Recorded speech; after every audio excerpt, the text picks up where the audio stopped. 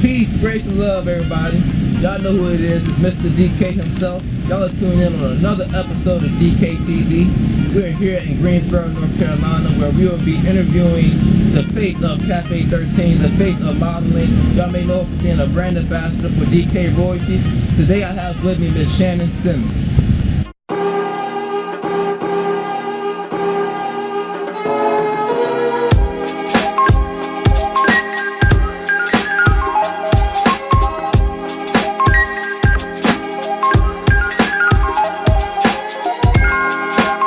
Thank you for coming and sit with us and interviewing with us again. I appreciate it. Thank you for taking the time out your day. I know you're in the middle of working hard and your day-to-day thing, so I just appreciate you for taking the time out. So my first question, I know, and I'm pretty sure others know you for being a model. You know, you have great content. At what age did you start modeling? Starting in like high school, maybe like my senior year, and then from there I think I officially started getting into modeling hands-on about 2 to 3 years ago. Okay. Like right when I was about to leave college, I just went all in. And what made you, like, what driven you to, okay, this is something that I want to see, like I want to put my energy into? What led you to that? I think when you're a creative, you're always kind of like getting inspired by the things around you. But for me, it was just frustrating when I would want to get inspired, but I would have like a different vision, or I would have a vision of the way I felt like things could have been, or, you know, or just could have been improved. And instead of just, you know, commenting on it or just saying like, oh, it should have been like this, or it should have been like this, it's just like, why don't I just do it myself? So that's really kind of what got me started into it, just because I see a lot of people not doing it right. Okay. And it's like, you know, like I don't want to keep just talking about who's not doing it right when I could just be an example of, you know, what I want to see. So, okay. I love just trying to take a little accountability. You gotta show them how it's done. I should be done. In other words, you gotta show them. Yeah, you gotta lead by example. I know that's right. I love that, lead by example. So I know that you do a lot of modeling. You have a lot of work that you've done, a lot of great content and quality. How difficult is it for a freelance model in comparison to a signed model? Like, what is like the main difficulties that freelance models face in comparison to a signed model? Well, the obvious difference is, obviously when you're signed, you already have a team that's with the agency, so you're already going to have well-established photographers, makeup artists, hairstylists that you're going to be able to work with and network with. The only disadvantage I would say with signed is, I guess, the freedom, you know, nowadays, because of the saturation of like just the modeling market in general. There's so many models out here. I feel like sometimes agencies take that for granted. So a lot of times contracts are more limiting than, like, you know, to kind of get you out there. Right. I know I've had personal experiences from models that have been signed in the past who, you know, once they get signed, you know, don't get any gigs, you know, never do photo shoots, you know. Their agent, you know, obviously always saying that they're going to get them right, or saying they're going to do this, or saying they're going to do that, but you're always on their time. Like, you can't move how you want to move. Whenever you want to do a project, you always have to go through your management, and, you know, it may or may not get approved. So, you know, that's just a lot of stress for a model, especially when you have a vision.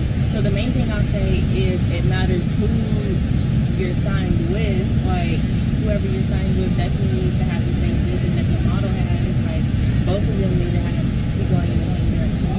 But at the same time, if you're freelance, you know, that's really difficult too, because you're coming out of pocket for everything. You're coming out of pocket for your hair, you're coming out of pocket for your makeup, you know, and the quality still needs to be the same. So it's not like, you know, you can just do anything to your hair, or do anything to your makeup, or do anything to your body, or eat whatever you want. Like, you still have to put focus in there. So anything is going to take dedication. I guess I don't want to say it's based off of luck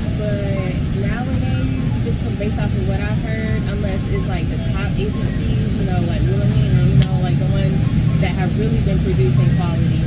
You just got to be careful. A lot of people will try to get over it. Right. And I've also heard with agencies, it's important to research. It's important to I know it's models.com that has a list of the top-notch agencies, and if you do your research on those agencies, and there's so many different agencies out here that's not even on this list. So it's important to research when you get these type of offers, you get these type of looks. You want to know, the model itself want to know what they're getting themselves into before they sign that contract.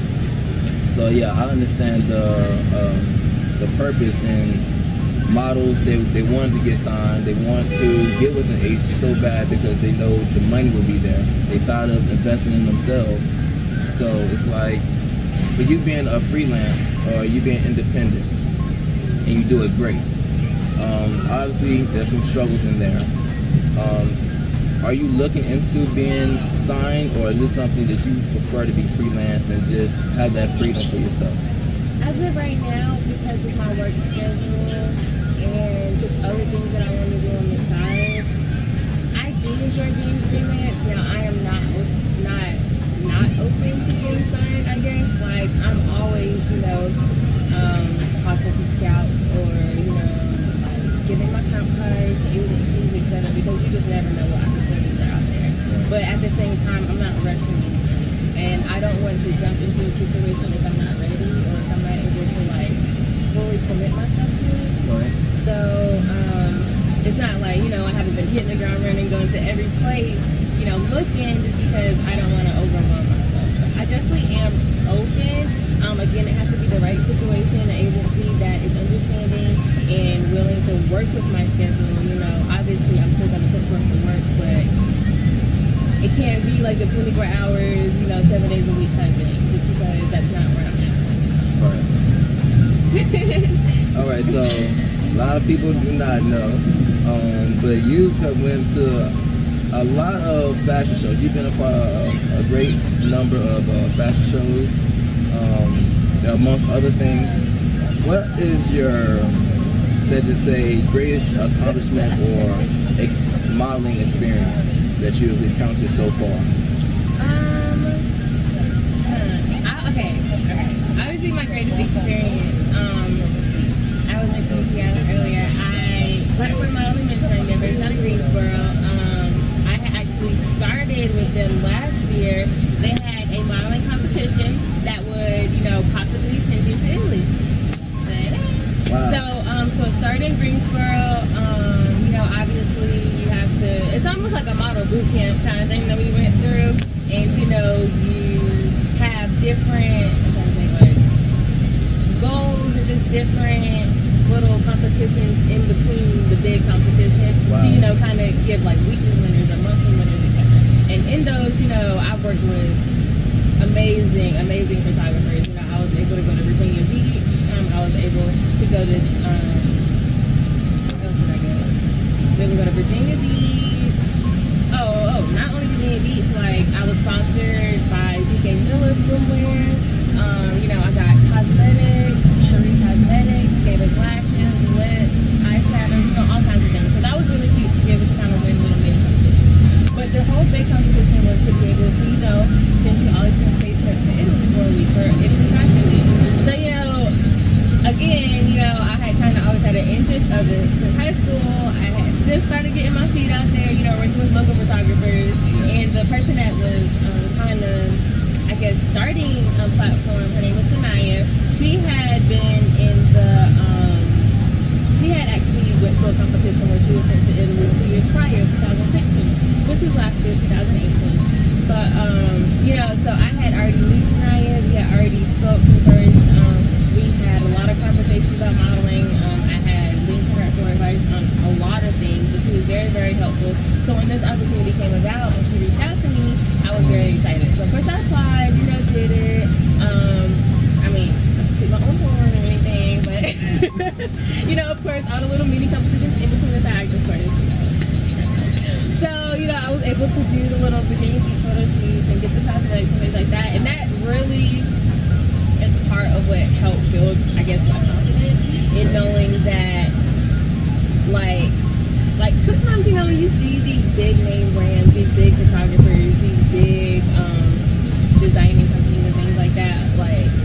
get so starstruck. Like you feel like it's intangible. Like, you know, you aren't going to be able to talk to these people. You aren't going to be able to meet these people. Like, it's kind of overwhelming. So to be able to be in the same room and they look like me and you know, like if they're everyday people, like they're very down to earth and they're very genuine. Like it really helps build your confidence, and it really just helps let you know like anything in the world is tangible if you really want it. You know, like any name can be big if you put the work behind it. So it's like, I don't know, I just kind of got out of the starstruck mentality. Like, I'm gonna get starstruck. So anyway, so I had the first competition was in Greensboro, the official competition. So we had a fashion show there. That was really, really amazing. You know, it was at Virginia College over on, honestly, I'm bad with names. Like, I don't know where it is. But it's in Greensboro over at Virginia College. That's horrible because I'm from here. Jesus. But anyway, so it was over there. That was great. And there, I learned that Platform was actually partnered with We Model. So We Model is a modeling company that is based out of Washington, D.C. And that was the company that actually sent to Sinai to Italy in 2016. So they you know, after that, Sinai and We Model had pretty much teamed up to bring that to Greensboro to give that opportunity to people, you know, in this area as well. So just to learn that little information, like that was really inspiring. That was really, really cool. So, you know, after we figured out who was going to be advancing to the next level, you know, it was 12 of us, 10 to 12 of us, I don't know exactly, but 10 to 12 of us that was moving on to the fashion show in DC. So that's where We Model was. We Model fashion show, that was probably the best fashion show. Like, I was so excited. Like, I met so many people. Like, that was a fashion show. Wow. That was real deal. It was in Washington, D.C. It was at the Women's Art Museum downtown D.C. It was amazing. Like, the scenery was beautiful. You know, they had videographers, they had news reporters, you know, it was a whole big thing. And the theme of it was all human trafficking. So that's what we were, you know, bringing awareness to, was human trafficking at the time. But so, of course, from there, you know, we learned who would be actually going on to compete in Italy. So, you know, just to go through that whole experience and to be able to, like, connect with the girls and, like, we almost built, like, a family. Like, you know, it was almost like a sisterhood because, you know, you get so nervous and everybody's trying to help each other with, like, last minute, you know, touches on their hair, or if they need help with their makeup, or maybe this girl forgot her mascara, but this girl has some. It's just, it's a lot. Right, you know, it's a lot. And when you're dealing with, it was over 50 girls in that show. So I think we had, like, 50 or 55 people from all over the world, not just, you know, North Carolina. Like, it was 10 to 12 of us from here, but the other 35 were from New York or from, you know, DC or Baltimore. Very diverse. Very diverse. New York. So all over the place. So it was very, very interesting. That was great. It was amazing. But of course, long story short, I made it. I got it selected. And I was so excited because y'all know, I'm short. Y'all, I'm 5'4". Okay? 5'4". It may not seem like it. It is, okay? Represent, yes. It's very hard. It's almost unheard of. But I made it. You know, God's grace, I made it. And yeah, the Italy experience, hands down, takes the cake. So that's probably my best accolade to this day. You know, it was Italy Fashion Week. You know, we were in Venice, we were in Milan, we were in Rome. We went everywhere. Like, we had a whole photo shoot in Capri Islands. Like, it was amazing. All expenses paid, hotel, food. That's amazing. Like, it was great. It was scary as hell. Like, I was terrified because, okay, well, my mom went with me because, you know, I would have cried if I did it by myself. There's a lot of things that you don't realize, you know, being a model. Like, in the United States, we're very, just the United States period is just a very cultured place, you know, compared to other countries like Italy. I don't want to say they're behind the times, but they're still very old school when it comes to, you know, how they do their fashion shows, the type of photography, you know, the type of look looks. They're still kind of behind. They're not as progressive. That's what I'm saying. They're not as progressive as, you know, a lot of places in the United States. You know, you have New York Fashion Week, you know, Atlanta Fashion Week, Miami Fashion Week. They're not as progressive. Okay. There. It's very traditional. You know, they like very cookie cutter type. You know, so the Italian girls, they're all gonna look the same. You know, so when the American girls get there, it's like, okay. oh my god, it's like, what's going on? This is different. So it's like culture shock for real. Like, you know, they have a thing called siesta. So from I think like 2 p.m. to 6 p.m. everything closes. We were in a certain part of it, I forgot the little town, but we had a fashion show there. From 2 to 6, everything closes. Which, I don't know if you guys know, but on model time, like when you have show days, like it goes very, very quickly. You don't really have much time to go get food or go here or go there all day. Yeah. So, and again, Italians, they don't eat. Like, period. They don't eat. Like, it was very depressing to, you know, eat pasta, and then I'm just like, take me back to the U.S. So, yeah. It was cute though. I don't know. The siesta was probably the hardest because, you know, like you're up in the mornings. It would pretty much be like this. You're up in the mornings. You have model meetings. Then first you have breakfast, quote unquote, which is just like water and cranberry juice and maybe a pastry. And then, and like rolls of ham, y'all. Rolls of ham and cranberry juice. Model food. That's what they call it. It was so bad. But yeah, so, you know, that's breakfast in the morning, and then you have your model meetings where they'll go tell you everything off the day. Again, everything's in Italian. Everybody speaks Italian. There is no English. You know, they have translators. So with it being a language barrier, just a little side note, that was very frustrating for us because, you know, communication got lost. Like, it would almost be like they'll be talking to all the Italian girls, and then the translator will try to, you know, tell us what they say, but they only say like 3 words. And you like, he just talked for 2 hours, and you say 3 words. You're telling me all he said was, "Hey, how you doing?" And we're sitting here like, okay, y'all are not telling us everything. It's like, it's almost like they didn't want you to win. Like, it's really weird. But that was very, very stressful because then when you're thinking about the designers and things like that, and just the language barriers, and you know, them trying to size you, and it was bad. Like one time, you know, I am small. They tried to give me a large, like, and their larges are large. They're almost an extra large, like thong bikini. So as you know, it ain't fitting. It ain't fitting, okay? So I'm like, if you think I'm about to go on stage looking like this, it's a dub. Like, you're going for it. Because, you know, of course, they're going to make sure all the Italian girls are taken care of first. So they're the ones getting all the extra smalls, the mediums, you know, the little, you know, socials in the corner, you know, making sure they're all nifty-tiffy. And then the American girls, we're just sitting here like, okay, you know, we're waiting, you know, and then we finally get there and nothing fits.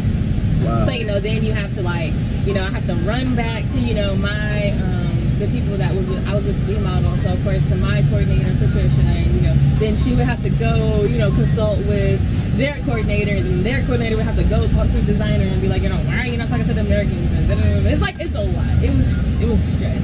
As much fun as it was, stress. Okay? So for all the models that are watching, they know the process of, you know, stepping out of your comfort zone, and you know, I'm pretty sure that was you stepping out your comfort zone. It was. And going out there, and then you just got all these obstacles and so much you have to face, and you just like, oh, I'm all over the place, and you got modeling. It was all over the place. Yeah. It was so crazy, but it's worth it. Like, at the end of the day, when you lay down at night, you're literally like, yo, I just did that. Like, I just ran around Italy, not knowing what the hell I was doing, what signs I was looking at, what bus I was taking, who I was talking to, and I did that shit. Like, that was amazing. Was like, the memories I made, I still have, you know, IG friends, you know, from models that I met up there. It's like, they will love you. Italians will love you, okay? The viewers, the people, your audience, they may not know you for this. They know you for modeling, they know you for, you know, putting out the great content and quality, like I said before. They probably do not know that you are involved with a family-owned restaurant. Okay, and it's your family, your mom and your stepfather owns it. My question is for you is, how did you react? How did you and your brother react when your family, your mom and your stepfather decided to give you the responsibility that you have for the restaurant? Well, I was definitely excited. I just been feeling like I had a purpose bigger than what I was doing. You know, I had already went to school for management and I was working in retail managing various businesses, but I wasn't happy. Like I wasn't fulfilling my passion. So I guess for God to kind of just put me in the position to kind of realize what I have in front of me almost, like I have everything I need here. So for me to kind of go out, now granted I am happy that I did go out to gain experience from managing other retail businesses and different teams, etc., because it taught me how to talk to people, it taught me how to value people, appreciate people, but also how to lead a team. You know, it doesn't matter, you know, how old you are or how young you are or what you look like. Yeah. So I definitely appreciate that experience, but it's been a journey for sure. But I don't know. I guess because I've been doing it for so long. You know, I've watched them manage business restaurants before this. I just haven't been here. So I think it's more of a shock to them than to me because they're just like, look at you make a decision. You know, I think they still kind of see me as the daughter, but I'll be having to tell them like, go sit down. Go sit down. Like they don't know. But just the things, you know, as far as social media, you know, kind of just to help progress the business. You know, that's my main reason here. I want to take us to the next level. And I know that that I have what it takes. You know, it's just have to do it. Yeah. So that's what we're doing. And tell me about Cafe 13. I know there's some history behind that. It's not as simple as it sounds. I know you talked about it before briefly with us, so I would like to briefly let the audience know. Yeah, Cafe 13. What inspired Cafe 13? How did Cafe 13 come about? Let us know. Yeah, well, Cafe 13, well, just the number 13 in general is kind of like our family's magic number, I guess. My brother, he actually plays professional basketball, so he started, you know, at Ramsey in high school, and then he went to NC State, and then from there, he went directly overseas and started playing. But his basketball number has always been the number 13, which has been very, very weird. Like, no matter where he goes, no matter what team he starts at, they always put him in number 13. Okay. So, you know, that's kind of where that came from. And then as far as me, you know, I graduated 2013. I went homecoming queen 2013. I was in the cotillion 2000. It was like the number 13 just always kind of is present in our family. Wow. You know, anytime a big milestone happens, it's always the number 13, which is super exciting. So I don't know, that's kind of where the number part came from. And then when we wrote it out, it kind of looks like a B when you put the 1 and the 3 beside it. Right. So the B is just my dad's last name, Zimmerman. So that's my dad's and my stepbrother's last name. So it's just Cafe 13 or Cafe B, whatever you want to call it. Yeah, just a little play on words. Wow. That's amazing. All right, thank you so much, Shannon, for seeing us and interviewing with us again. Taking your precious old time to sit with us, precious old me. You're welcome. So for the audience, the viewers that are watching, where can they reach you? Where can they find your social media? Okay, social media is Super Sweet on Instagram. It's SXPERSWEET. So Super Sweet on Facebook is just my name, Shanin Simmons. Snapchat, I don't really get on it, but